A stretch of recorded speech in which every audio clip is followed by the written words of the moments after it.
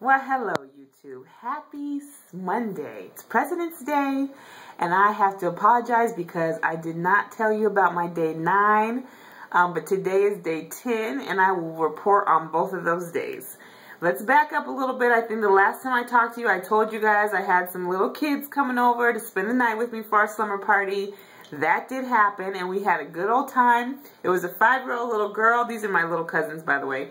Little girl, 5, almost 6, and a little boy, 2. And they are a handful, but they're hilarious, and they are just too funny. So they came over that night, about 5:30 or so. Well, it was about 5-ish. We built a fort. We had dinner. We played guitar, which was also the 5-year-old's idea to audition, make an audition tape for Justin Bieber's tour, which we did successfully, with her featuring the guitar and he was featuring the drums.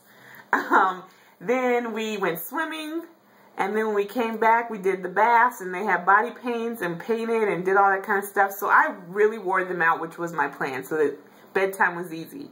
But what I'll say is, the reason I didn't video about day 9 is because that night when we were sleeping, of course, we're all in the same bed. Everybody's got their own little space. We're all start off spread out really nice, but many times through the night, I woke up with body parts all over me. For the final time, waking up with a foot in my throat, a hand on my face. I'm like hanging off of the bed. I even went over and scooted everybody over while they're sleeping. 30 minutes later, they're up under my armpit again. So it was a lot of cat naps for me that night. Didn't get much sleep.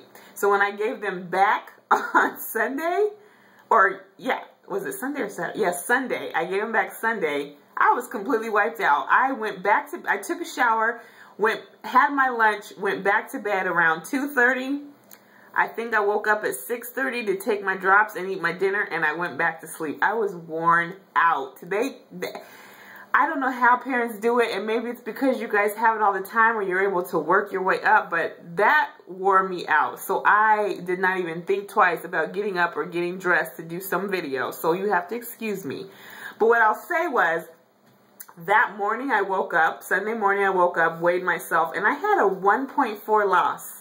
That's pretty big because the last couple days it's been about a half a pound, a fourth of a pound. So to have a big 1.4 loss was great, and I don't really know what I did different, so I can't really narrow it down, but I was pumped about it. Even with the temptation of having little children around you who are always snacking, and they're sweet kids, so they always want to share. And then their mom brings them teriyaki for dinner, and my house just smells like teriyaki, which I can't have, and nothing has smelled that good in my house for at least 10 days. So I'm watching them eat, and you have the 2-year-old, so you kind of have to help him eat.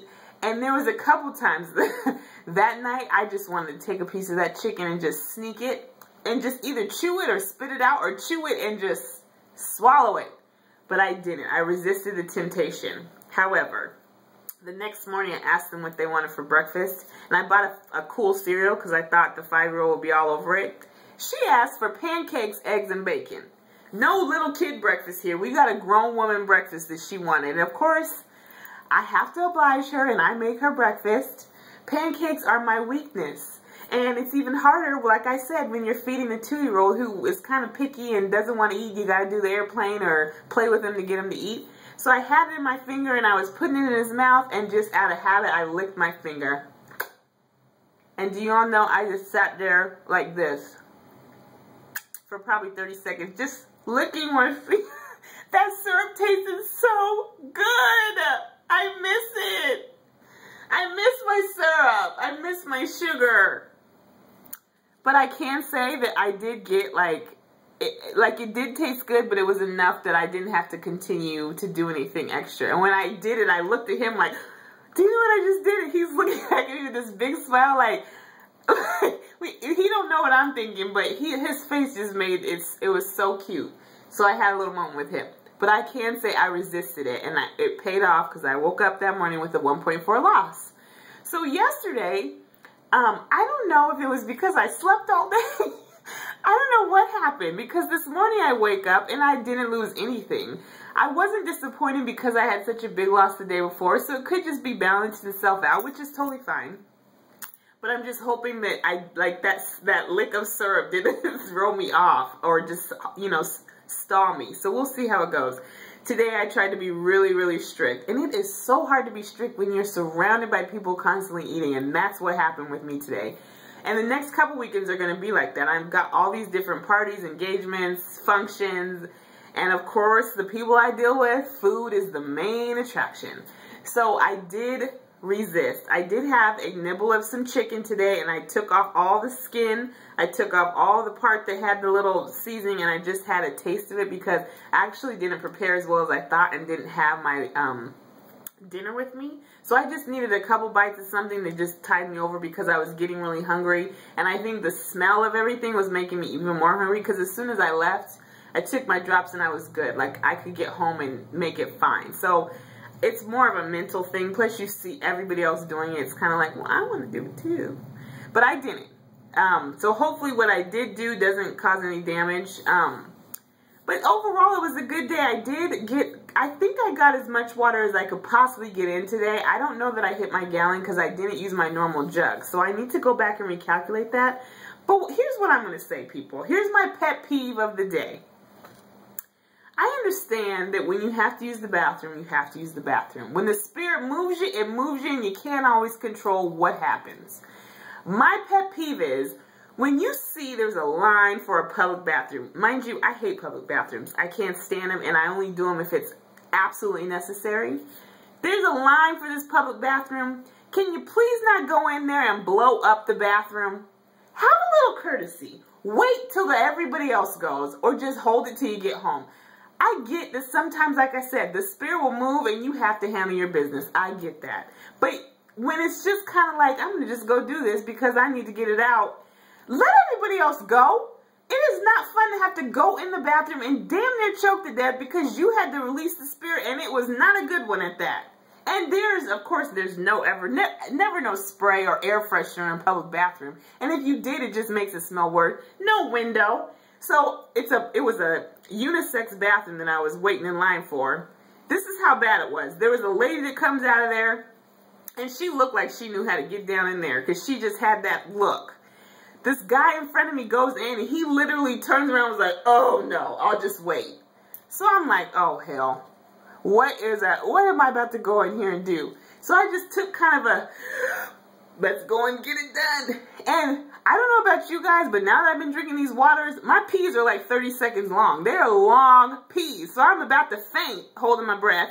Ended up not making that through the whole thing. Breathed in air and thought I was going to die. I really thought this was Jesus was on his way to come get me because it was so bad. Lady, you need to pray because something in you ain't right. Just ain't. I don't know. I just don't get that. I don't know. That's just my thing. I know that it's a human thing and people have to do it, but why in front of people or where other people are around? Like, ain't nobody got time for that. Do that at your own time, in your own house, your own space, where people have to share. Ugh. So anyway, that's my rant for the day and my pet peeve for the day. You guys will probably hear them often. I think I've thrown a few in, but I have many. But another thing is because I have all these things, like last night I was laying in bed, and I still have my cravings. Like, that part has not left, but what I can say is I don't have the urge to act on them anymore. So what I'll do is just text my cousins. We have this long, ongoing text train, and I'll just text them, like, Frosted Flakes, pancakes, bacon, and cheeseburger. That's all. Just to get it out of my head, so I can just get it and release it. But I call these, like, when I'm daydreaming about food, instead of fantasies, I just call them fat-asies. Like, they're my fat-asies. I think about ways that was so much fun when you're being fat, or ways to get fat that I don't want anymore. But they're in my head because I'm reprogramming, and it's going to take years. This is going to be a whole life-changing, forever problem for me. I'm okay with that. I recognize it, and I know I need to fix it. But they come into my mind and they just start working like, ooh, wouldn't some chocolate syrup on some ice cream be good? Ooh, and then I could sprinkle the nuts on top, and then I could put the cherry, and then I could have it with a side of hot chocolate cake. Like, that's how it goes, and it just keeps going. It keeps going and going and going, and I never stop. I don't know what's wrong with me, but I'm not going to say it's wrong.